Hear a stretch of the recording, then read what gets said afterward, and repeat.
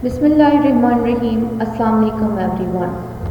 Welcome to lecture number 9. As you all know that we have started reading Unit 2, Reading Section 2.1, and the title is I Have a Dream. It's a speech by Martin Luther King Jr. Today we are going to discuss page number 42 and 43. But before going towards the formal reading, let me just give you a flashback that what we have read in the previous lecture. In the previous lecture, we started reading the speech of Martin Luther King Jr., where he was talking about that how the Americans promised the black people regarding their freedom and their basic rights. But unfortunately, even after 100 years, the black people, they were facing many problems regarding their basic rights. And he was talking about that we should now end the problem that America is facing regarding the black people or the Negroes, and how America is going to discriminate the black people on the basis of their color. It should now come to its end, and America should be a prosperous and a peaceful country, and it should treat both the white and black people equally.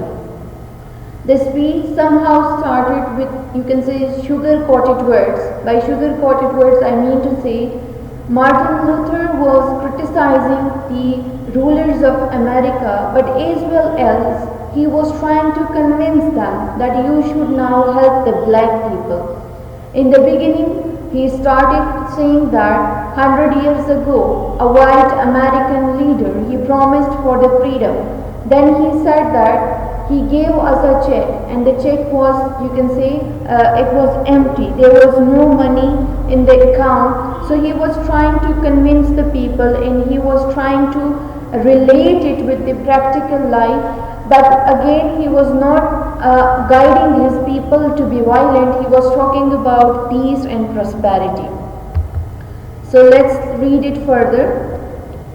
But there is something that I must say to my people who stand on the warm threshold which leads into the palace of justice.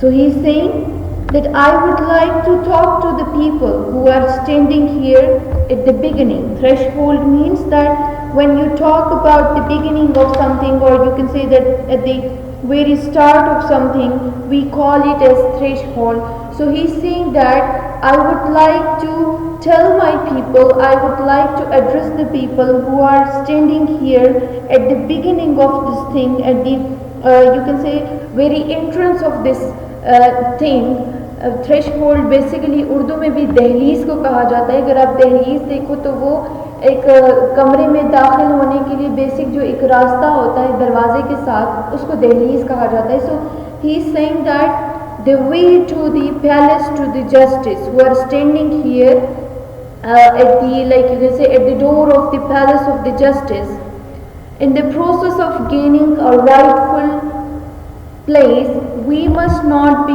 guilty of wrongful deeds. Now, we should not be blamed, or we should not go towards the wrong path in fulfilling our rights, in gaining our rights. We should not be blamed for, we should not be guilty of wrong deeds. मतलब क्या है कि we are trying to achieve our rights, we are fighting for our rights, and we should not be blamed that we are doing something wrong or we are doing something illegal. Let us not seek to satisfy our thirst of freedom by drinking the cup of bitterness and hatred. If you look at the words, at the same time, he is trying to convince the people that we should fight for our freedom. But simultaneously, he is guiding them that we should not go for war. So he is saying we should not fulfill our thirst for freedom by drinking the cup of bitterness, means that we should not be we should not have this hatred towards the American people. We should be at peace, we should be at calm, and we should start this struggle peacefully, and we should continue it peacefully. We must forever conduct our struggle on the high plane of dignity and discipline. That means we should fight for our, you can say, for our independence. But how we should conduct our struggle? On the high plane of dignity and discipline. It means that we should continue this fight, but we should hold this thing that we should be at peace. We should not be having wrong things. We should not be fighting with those people. We should continue our threshold very peacefully. We must not allow our creative protest to degenerate into physical violence. Now he is trying to say that if we want to achieve our peace, we should not go in wrong ways. We should not be doing violence. We should not fight with each other. We should try to achieve it peacefully. Again and again, we must rise to the majestic heights of heights of meeting physical force with soul force. So he is saying, he is guiding the people that maybe on this path, maybe towards the freedom, you might feel that we should now start physical violence. We should start now fighting with the people. Now it's not working through verbal, you can say, communication. So we should now go for physical fight. So he is guiding them that you should avoid this thing. You should remove this thought. You should avoid this thought coming to your mind that we should go for physical violence. We can achieve our freedom through soul force, means that we can do it peacefully. The marvelous new militancy which has engulfed the Negro community must not lead us to distrust of all white people, for many of our white brothers are evidenced by the presence here today, have come to realize that their destiny is tied up with our destiny and their freedom is inextricably bound to our freedom. We cannot walk alone. Now he is trying to say that the forceful rulers, marvelous new militancy means the force, the militant, the army who is over us, who is ruling, or who has, you can say, who has surrounded the Negro community in leading to distrust white people, means that not every white people hate us, not every white people is against us. Some of the white people, they are in our favor. And how we can say that they are in our favor? As evidenced by their presence here today. It means they are here, they are today here with us. So it is the proof that not every white people is against us. Some of the white people, they are with us. Why they are with us? Because they have realized their destiny is tied up with our destiny and their freedom is tied up with our freedom. Which means that they have realized that if we are struggling for independence, we should take the black people with us, we should take the Negroes with us in this struggle.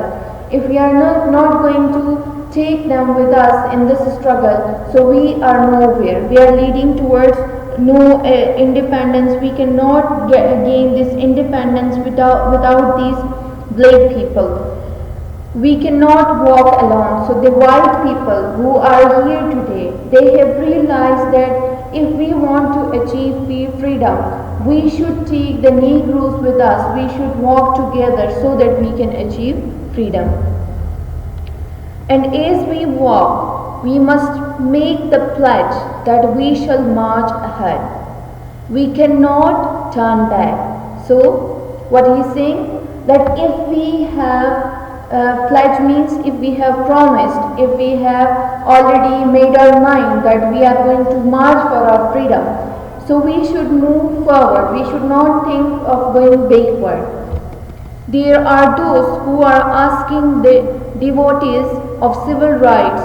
Now he is saying that there are some of the people who are asking about who are asking regarding the civil rights, who are continuously asking what are we doing, or what are the civil rights, or what are the civil rights that we are supposed to achieve. So when will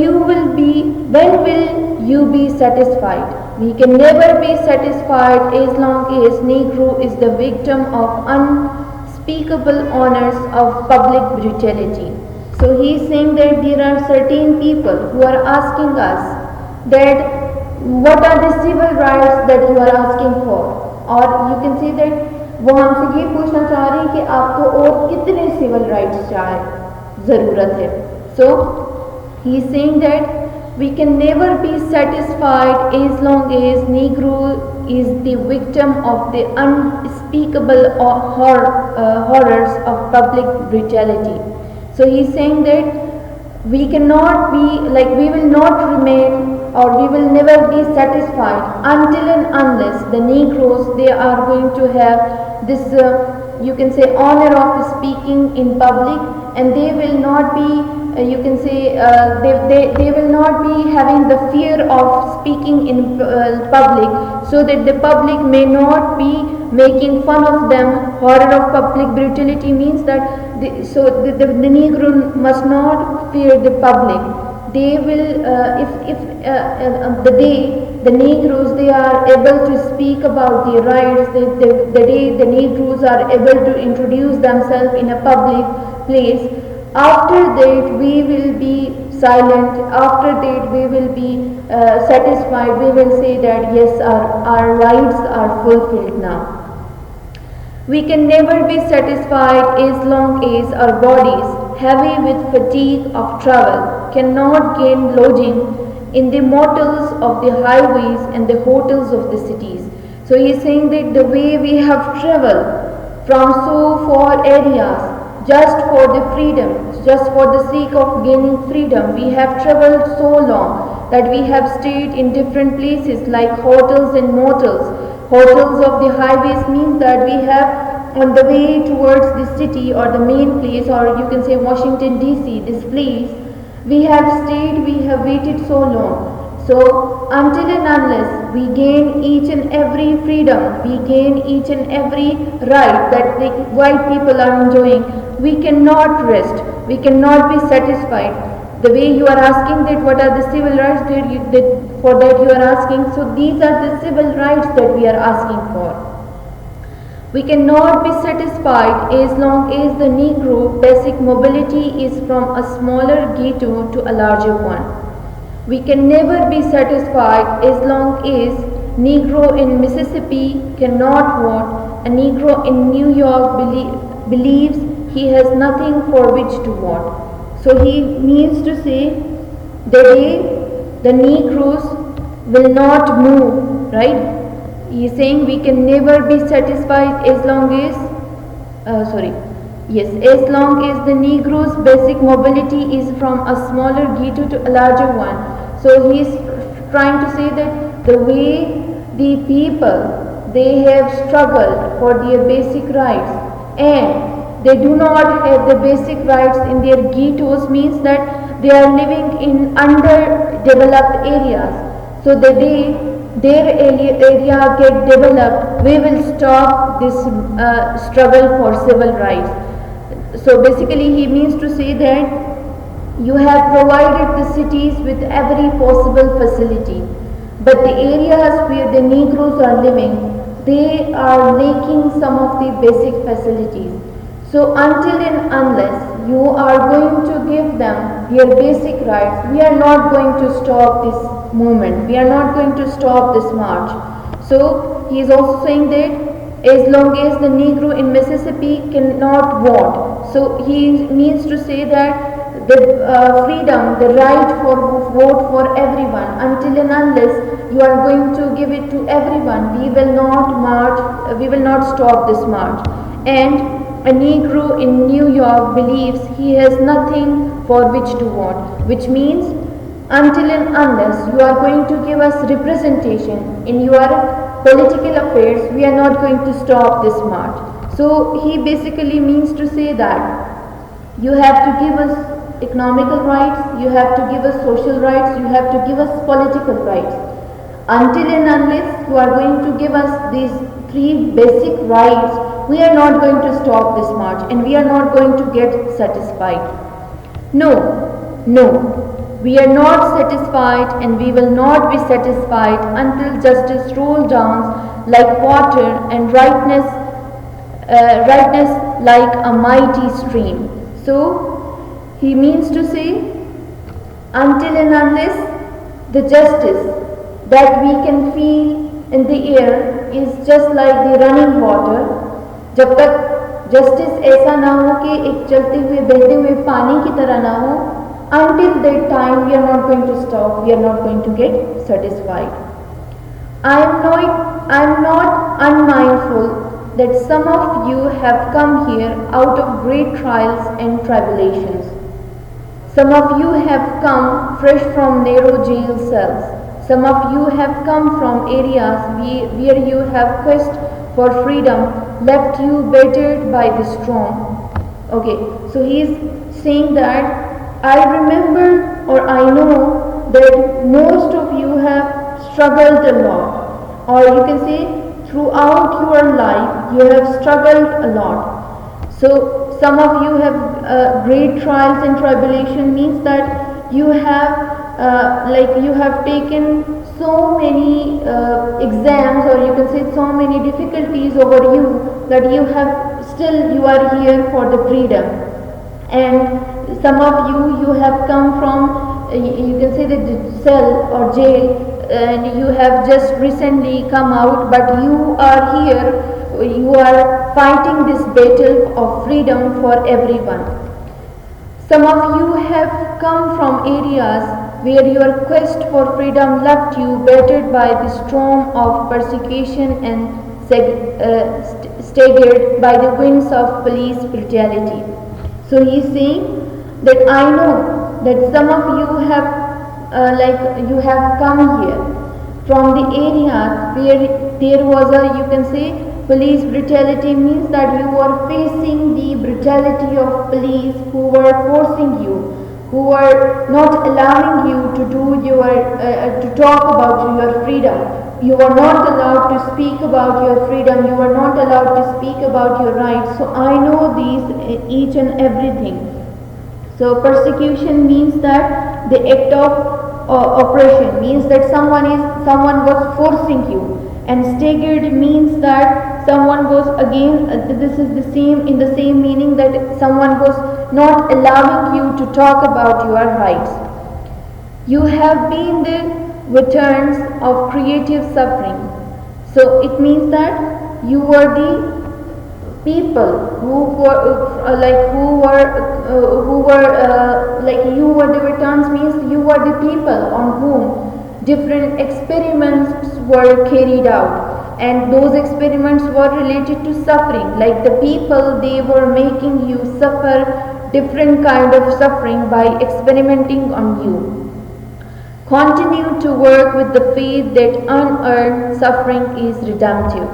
So it means that you have this strong faith, and you have you have struggled a lot. You have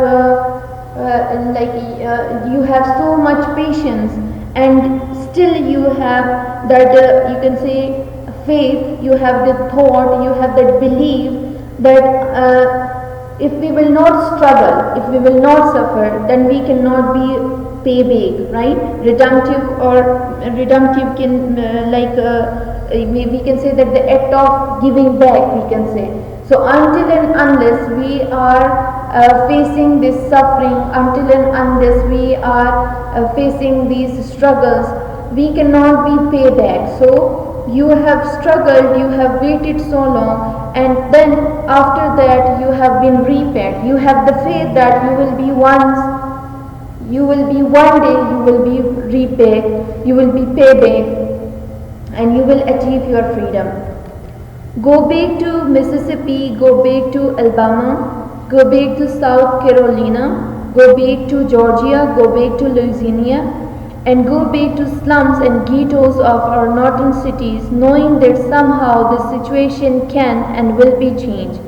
Let us not wallow in the valley of despair. So he's trying to now give them, you can say, a hope, that the day you will return to your places. Now these are the places he's trying to say them. When you will be back to Mississippi, Georgia, Louisiana, Alabama or Carolina. So these are the places.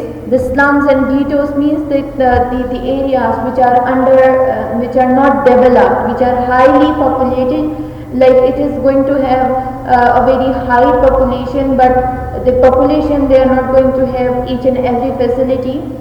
You can just imagine that it's an area that is in between a village and you can say a city. Why am I going to say a village and city?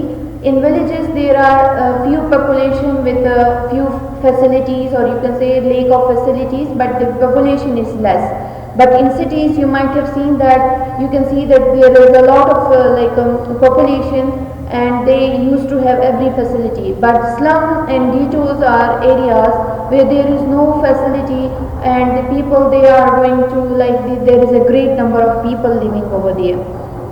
So he is trying to say that, he is trying to now give them a hope. Despair means that is the opposite of hope, that when you are not going to have any hope. So he is going to say that we should not be now disappointed, we should not be feeling this disappointment. We should be hopeful that when you will return back to these areas, these places, the situation will be totally different, which means that you are going to have your freedom, you are going to have your basic rights. I say to you today, my friends, that in spite of these difficulties and frustrations of the moment, I still have a dream. It is a dream deeply rooted in American dream. I have a dream that one day this nation will rise up and live out the true meaning of its creed. So this is now the hope that he is trying to portray, the aspiration, we can say he is trying to portray. That I say to you today, my friends, that in spite of difficulties and frustration, that we do have these problems, we do have these difficulties, these problems, but I trust, I believe that we will achieve our freedom. I have a dream, I have a dream, it's a dream deeply rooted in American dream, means that this dream is related to America. It is going to have its root in America, and this dream is related to that the nation will rise up and live out true meaning of its creed. We hold these truths to be self-evident, that all men are equal. I have a dream that one day on the red hills of Georgia, the son of former slaves and the son of former slave owners will be able to sit together at the table of the brotherhood. So now he is trying to give them a ray of hope, that there will be one day when America will achieve freedom, when America will give freedom to every people. Achieve freedom means that it is going to give freedom to white and Negroes equally. One day America will treat its population equally. One day America will be having a situation where the slaves and the master both will sit together. Now he is going to say former slave the son of former slave and the son of former slave owner, means that the son of the slave, today's slave and today's master, tomorrow the son of today's slave and today's master will sit together and they will be discussing their things together. So he is trying to now convince the people that if you will be struggling for your peace, but you will be struggling peacefully, one day we will achieve our freedom. One day the Negroes will be equal to the white people, the American white will be equal to the American African.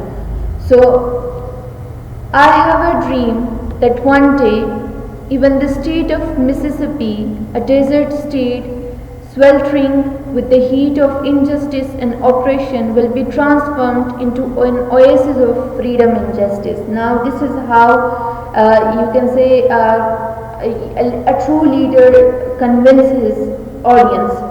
So he is trying to say, he is now relating Mississippi with a desert. Desert, you know that where there is no water and where there is dryness, and oasis is a place in a desert where there is water and greenery. It's in the middle of desert. So he is trying to now convince the people by relating desert and oasis together, and he is trying to say that there will be one day when Mississippi will be transformed into oasis.